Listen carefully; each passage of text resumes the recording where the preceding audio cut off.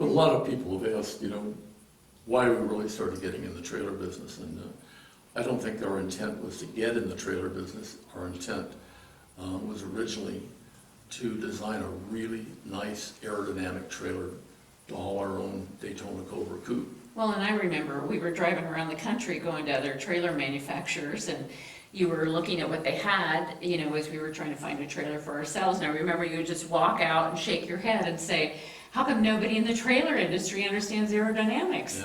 Yeah. And then you disappeared in your office for a couple of days, and occasionally you'd pop out and ask for a popsicle stick or something, and some cardboard, and the next thing I knew, you'd walked out with this prototype of a trailer. Well, it's amazing how antique trailer design is because obviously it was only designed to haul boxes or produce, and it was the payload that the original trailers were manufactured for. And obviously that has nothing to do with automobiles because the proportions are slightly different. And consequently you're compromised all the time in weight and the amount of drag that's created with trying to push a regular box through the wind. So in designing a trailer, it's very much like trying to design a race car. You want to make it as light and as strong as possible and also as efficient as you can with the lowest amount of resistance to the air, and also rolling resistance on the ground. And it has to be really super practical for one person to load and unload. And I think the whole idea that you want to do is you want to make the trip from one place to another, transporting a car, as pleasurable as possible. Well, it's funny you mentioned the word pleasurable because it's not just trying to minimize the pain of it.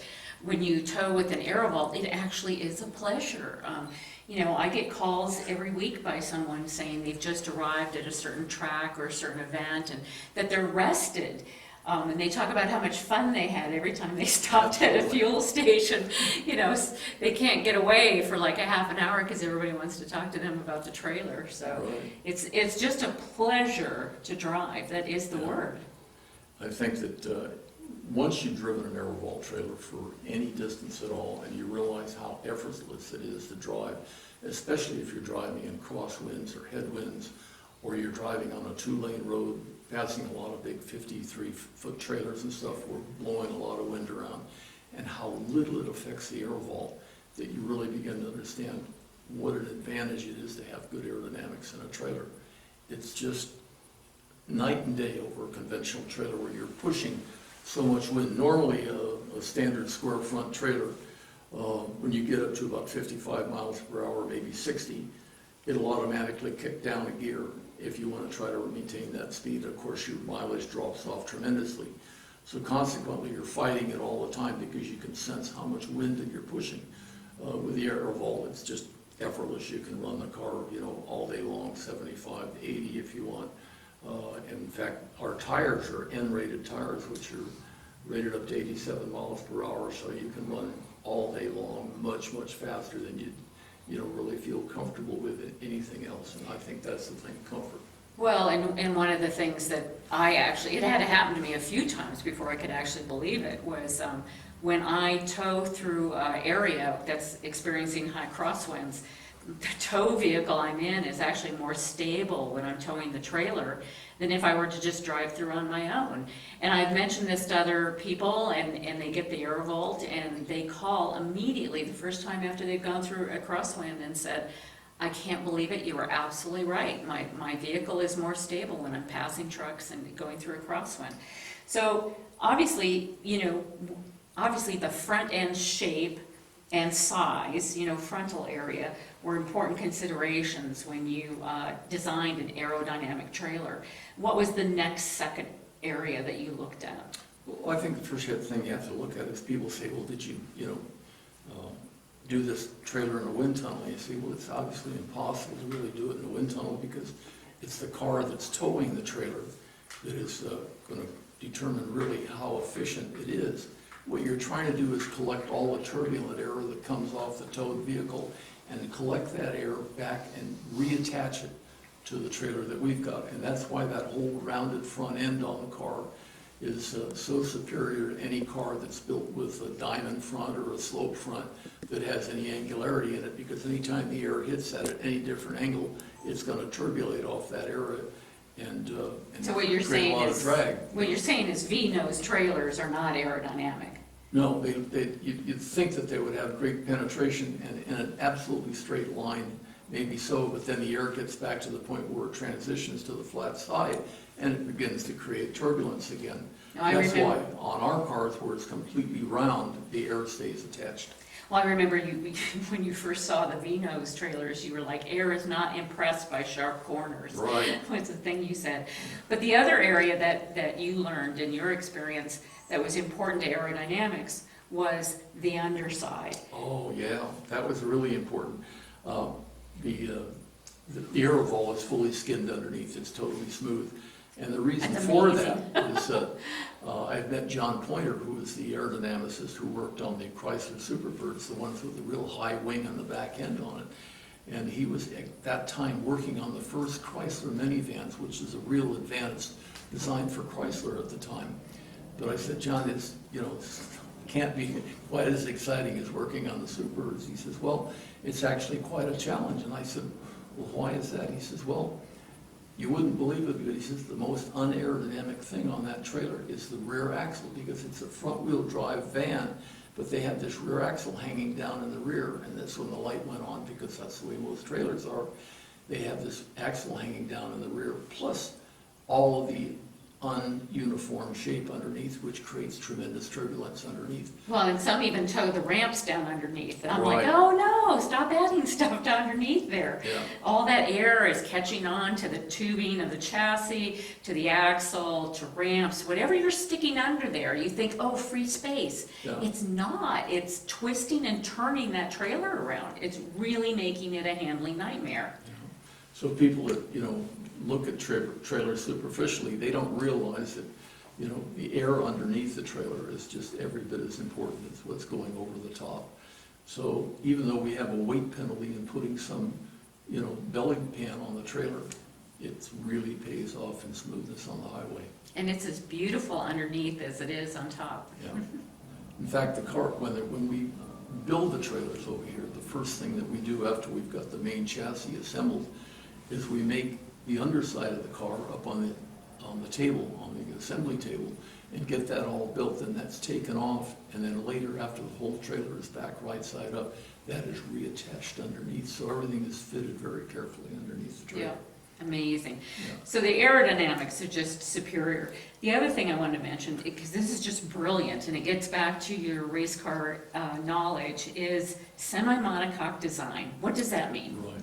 Well, semi-monocoque is essentially a term that means that you're trying to build the car as an external shape that creates its own strength. We're not putting a bunch of inner structure inside which adds weight, which way most trailers are built. If you look at the inside, there's a bunch of steel formers that go on, and then they pop rivet on what they call a coil coat, which is the 50 thousandths aluminum that's just pre-painted on the outside, and they pop rivet that on. And so it's a very, very heavy, a cheap way to build a trailer. It's also not very stable. No, yeah. One of our owners, before he became an Aerovault owner, said that he'd gone to a plant and look at another trailer, and the guy was spot welding the vertical frame members. And he asked the guy, when you come back and finish that? And he said, he said, we can't make a solid weld. He said, there's so much flex in our trailers. He said, it'll break the weld. So we just spot welded. And that's been borne out by other people that look at our trailer and say, it freaks me out when I look behind in my rearview mirror and I see my other trailer flexing as I'm going down the road. Yeah. So if you look at our trailer, for example, all the skin is 120 wall aluminum. It's not really a skin. That is the structure. And then that long channel that you see down the side of the trailer that we put in there with a big press brake is what gives stiffness to that big long panel. So that all attached to the lower frame, which is a fairly conventional, made up of 3x3 aluminum tube. Everything on the trailer is aluminum with the exception of the axles and the front hitch. So everything else is aluminum. So we're only around 2,400 pounds. Well, depending on how you build the trailer. Well, and there's another exception too, and that's the roof and the fenders. They're Yeah. made out of composite material, which is even lighter than aluminum. It's very strong. And what's great about having a white roof, for example, is it reflects the heat and it keeps it very cool. Yeah, that's one thing that we really learned from the first 25 units that we made, had an aluminum roof. which The still Mark had- ones. The Mark ones. These Mark twos that are all composite with a white gel coat on the top are very, very cool inside. So it makes a great place to hang out at the races because you can go inside the trailer and it's quite cool. And then tell us about what the structure, so the side walls are their own structure because the bend, tell us what is that creates a structure for the roof. Because Well, again, there's no framing members in the roof. Right. If you look at the front of it, obviously it's all completely round, which if you know how strong an eggshell is, if you've ever tried to compress it, that's almost impossible to do. But then when you get into the flat surfaces on the top, you'll notice that there are 3 fins running down the roof of the trailer. That looks really trick and stylish, but actually it's an exoskeleton which creates a triangular structure that goes all the way down the roof on the 3 sides. That gives it strength so that it doesn't have any bending to it. So by putting the structure on the outside and styling the structure, we've got the advantage of having a great looking trailer, but also structurally correct. And then of course that's all bonded to the outside skin. So that whole box structure is very, very strong. A lot of people that make other trailers, for example, think that there's an advantage because they have a side door so that they can get out of their car. Well, you don't have to get out of your car.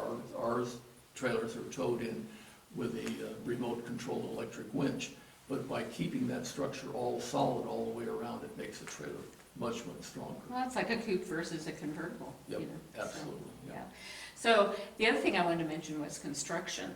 There's not only that semi-monocoque design, but there also is the chassis. And a lot of trailer manufacturers, they take that main tube off the hitch coupler, they come back to the trailer, they hook, the coupler to the trailer.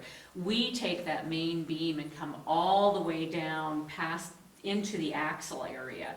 So you don't have that flex and that stress on the front part of the trailer like you do with a lot of others. I mean, these things just do not wear. It's Right. amazing.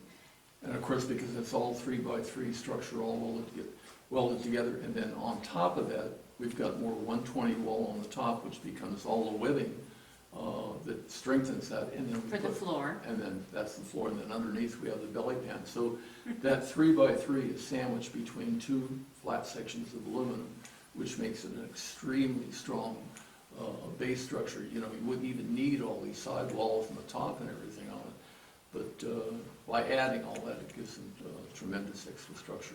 Yeah, and then the last thing I wanted to mention was, so the trailer is engineered and it's amazing how it's built.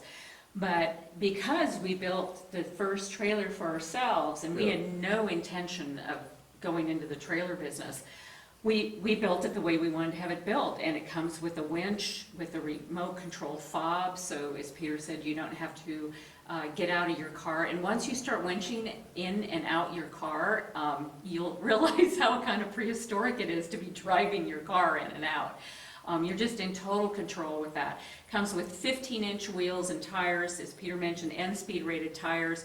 Comes with a full-size spare. I was at a trade show the other day, and a tire manufacturer approached me, and I said, well, what speed rating do you have? And he said, M as in Mary. And I said, well, we use N. And he says, what about the spare? We could provide your spare. And I said, why would we want a lesser spare? I just don't get the mentality of this, and we have, we've got a switch at the door where you can turn on your reverse lights manually if you want some light out the back. So just all of these things that we provide because we couldn't build a trailer for ourselves, and then when we decided to offer it to other people who said this is exactly what we need, we couldn't strip it down of everything and then add all these things in addition. Every Aerovault is a great solution. It's not a great start, and then you have to add these things to it. Yeah. It's built the way we'd like to do it to support our own race cars when we take it to the track. And I think that's the feedback that we get from all the guys that have these track cars.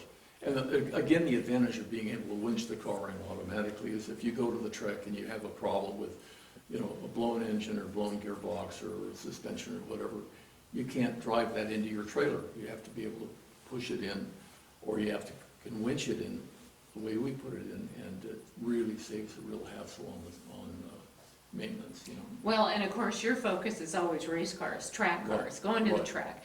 Mine is more the show cars. So we have a lot of owners that have amazingly beautiful Concours cars that take them to the show. And in fact, we have one owner, he wins all the Concours with his cars, and he said, I want to start a trailer Concours because I want to win those too. So, Yeah.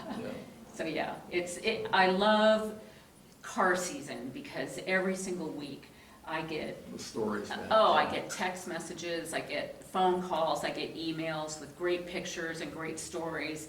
It's so satisfying to provide, something like this that really changes your quality, in the experience. Yeah. So, and that's why you can't get me out of the driver's seat. I'm always towing it. Yeah. That's why I have her load the cars and stuff. Gayle can actually take my whole Daytona and load it, put it in the car, everything by herself in about 15 minutes. He doesn't really mean that like Yeah, he says it, yeah, yeah. That's I'm a woman- actually pretty confident. It's woman's work. Great. All right.